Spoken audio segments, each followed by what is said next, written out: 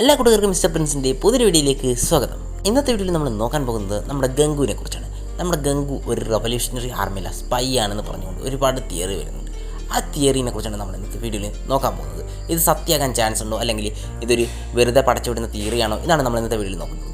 അതുപോലെ ഇത് അറിയാൻ താല്പര്യമുള്ളവർ നമ്മുടെ വീഡിയോ മുഴുവനായിട്ട് കാണുക. പിന്നെ മറ്റൊരു പ്രധാനപ്പെട്ട കാര്യം, നമ്മൾ ഇന്നത്തെ വീഡിയോയിൽ ഒരു ടാർഗറ്റ് വെക്കുന്നുണ്ട്. 300 ലൈക്സും അതുപോലെ തന്നെ 30 സബ്സ്ക്രൈബേഴ്സും. നിങ്ങൾ വീഡിയോ കാണുന്നതിനിടയ്ക്ക് ഈ ടാർഗറ്റ് കംപ്ലീറ്റ് ചെയ്യാൻ കൂടി ഒന്ന് ശ്രമിക്കുക. സബ്സ്ക്രൈബ് ചെയ്യാത്ത ഏതെങ്കിലും കൂട്ടുകാരുണ്ടെങ്കിൽ സബ്സ്ക്രൈബ് കൂടി ഒന്ന് ചെയ്യുക. നിങ്ങൾക്ക് തന്നെ കാണാൻ കഴിയും നമ്മുടെ ചാനൽ ഇപ്പോൾ 5K പോയിക്കൊണ്ടിരിക്കുകയാണ്. അപ്പോൾ നിങ്ങൾ സബ്സ്ക്രൈബ് ചെയ്യുകയാണെങ്കിൽ നമുക്ക് പെട്ടെന്ന് തന്നെ 5K എത്താൻ കഴിയും. ഏകദേശം ഈ മാസം കൊണ്ട് തന്നെ നമുക്ക് വേണമെങ്കിൽ 5K എത്താൻ പറ്റും. അപ്പോൾ നിങ്ങളെല്ലാവരും സബ്സ്ക്രൈബ് ചെയ്യുക, അതുപോലെ തന്നെ ലൈക്കും ചെയ്യുന്ന ഞാൻ വിചാരിക്കുന്നത്. നമുക്ക് നേരിട്ട് വീഡിയോയിലേക്ക് പോകാം.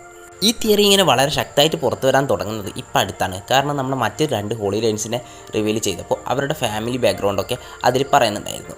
എന്നാൽ നമ്മുടെ ഗംഗുവിനെ കാണിച്ചപ്പോൾ അത് ഒന്നും പറഞ്ഞിട്ടില്ല. ഗംഗു ഒരു സെലസ്റ്റിയൽ ഡ്രാഗൺ ആണോ എന്ന് പോലും ഇപ്പം പലർക്കും ഡൗട്ടുണ്ട്. കാരണം ഇതുവരെ നമ്മുടെ സ്റ്റോറിയിൽ ഇൻട്രൊഡ്യൂസ് ചെയ്തിട്ടുള്ള എല്ലാ ഹോളി നൈറ്റ്സും സെലസ്റ്റിയൽ ഡ്രാഗൺസ് ആണ്. നമ്മുടെ ഷംറോയ്ക്ക് ആയിക്കോട്ടെ, അതുപോലെ തന്നെ മറ്റ് ഹോളി നൈറ്റ്സ് ആയിക്കോട്ടെ. എന്നാൽ നമ്മുടെ ഗംഗുവിന് മാത്രം ഫാമിലി ബാക്ക്ഗ്രൗണ്ട് ഇതുവരെ റിവീൽ ചെയ്തിട്ടില്ല. ഇതിന് കാരണം നമ്മുടെ ഗംഗു പുറത്തു നിന്നുള്ള ഒരാളായിരിക്കാനാണ് ചാൻസ് കൂടുതൽ. പിന്നെ ഇതിനെപ്പറ്റി വേറൊരു തിയറി വരുന്നത് നമ്മുടെ ഇമൂസാമയുടെ ഫാമിലിയിൽപ്പെട്ട ആളാണ് ഗംഗു എന്ന്. ഒരു പക്ഷേ അതാകാനും ചാൻസ് ഉണ്ട്. ആ തിയറിനെ പറ്റി വീഡിയോ വേണമെങ്കിൽ നിങ്ങൾ ജസ്റ്റ് ഒന്ന് കമൻറ്റ് ചെയ്താൽ മതി, ഞാൻ വീഡിയോ ഇടുന്നതായിരിക്കും. എന്നാൽ നമുക്കിപ്പോൾ ഇത് നോക്കാം. ഇതൊക്കെ വെച്ചുകൊണ്ടാണ് നമ്മുടെ ഗംഗു നമ്മുടെ റവല്യൂഷണറി ആർമിയുടെ ഒരു സ്പൈ ആയിരിക്കും എന്ന് പറയുന്നത്. ഇതുമായിട്ട് നമുക്കൊരു കാര്യം വേണമെങ്കിൽ കണക്ട് ചെയ്യാനും പറ്റും. നമ്മൾ റവല്യൂഷണറി ആർമിയിലെ ഒരുപാട് മെമ്പേഴ്സിനെ എടുത്ത് നോക്കുകയാണെങ്കിൽ സാബു, അതുപോലെ തന്നെ കോല, അതുപോലെ തന്നെ മറ്റുള്ള മെമ്പേഴ്സ്, ഇതിൽ പലർക്കും അവരുടെ തലയുടെ മേലെ ഒരു കാർഗോ ഉണ്ട്. നിങ്ങൾക്ക് നോക്കിയാൽ കാണാൻ കഴിയും. അതുപോലെ തന്നെ നമ്മുടെ ഗംഗു ഈ കാർഗോ ധരിച്ചിട്ടുണ്ട്. ഈ ഒരു സംഭവം വെച്ചുകൊണ്ടാണ് നമ്മുടെ ഗംഗു നമ്മുടെ റവല്യൂഷണറി ആർമിയുടെ സ്പൈ ആണ് എന്ന് പറയുന്നത്. ഒരു രീതിയിൽ വെച്ച് നോക്കുമ്പോൾ അത് ഏകദേശം സത്യമാകാനും ചാൻസ് ഉണ്ട്. നമുക്കറിയാം നമ്മുടെ ഓട എന്തെങ്കിലും ഒരു ചെറിയ സാധനം വെച്ച് പോലും പലതും ഫോർഷാഡോ ചെയ്യാറുണ്ട്. വേണമെങ്കിൽ നമുക്കൊരു ഇത് നോക്കാം. നമ്മുടെ എയ്സിൻ്റെ തലയിലുള്ള തൊപ്പിയിൽ 2 ഇമോജികൾ ഉണ്ടായിരുന്നു. അതിലൊന്ന് സ്മൈൽ ചെയ്യുന്നത്, ഒന്ന് സാഡ് ആയിട്ടുള്ളതും. സ്മൈൽ ചെയ്യുന്നത് ഒന്ന് നമ്മുടെ റോജർ മരിക്കുന്ന സമയത്ത് ചിരിച്ചിരുന്നു.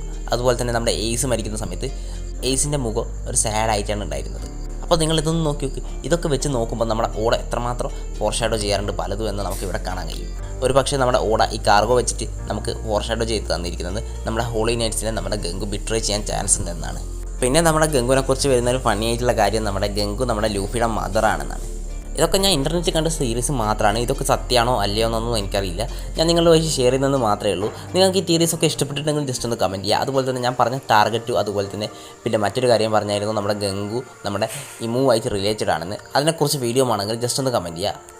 എന്നാൽ ഞാൻ ഇന്നത്തെ വീഡിയോ ഇവിടെ വൈൻഡപ്പ് ചെയ്യാണ്. അപ്പോൾ നമ്മുടെ ചാനൽ സബ്സ്ക്രൈബ് ചെയ്തെങ്കിലും കൂട്ടാണ് നമ്മുടെ ചാനലിൽ വീഡിയോ കാണുന്നുണ്ടെങ്കിൽ ചാനൽ കൂടി ഒന്ന് സബ്സ്ക്രൈബ് ചെയ്യുക. പിന്നെ ആ തൊട്ടൊരു ബെല്ലൈക്കൻ എനേബിൾ ചെയ്ത് ഓൾ നോട്ടിഫിക്കേഷൻസ് എത്തി വെക്കുക. എന്നാൽ മാത്രം ഞാൻ അപ്ലോഡ് ചെയ്യുന്ന വീഡിയോസിൻ്റെ നോട്ടിഫിക്കേഷൻ നിങ്ങളിൽ കൃത്യമായിട്ട് കിട്ടുള്ളൂ.